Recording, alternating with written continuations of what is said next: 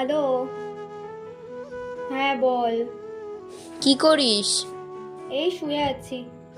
এত বেলা হয়ে গেছে এখনো শুয়ে আছিস? হুম। না, বেলা 12টার সময় ঘুম থেকে উঠবে, পান্তা সেদ্ধ করে মুখে তুলে ধরবো। জানেই তো, আছে এক চাকর, না আছে পড়াশোনা, না আছে কাজ।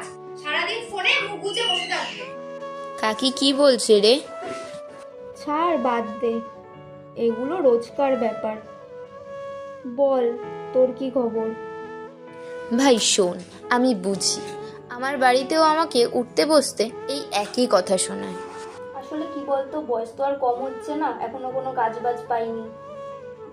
মা যা বলে ঠিক বলে। মার দিক থেকে একদমই ঠিক।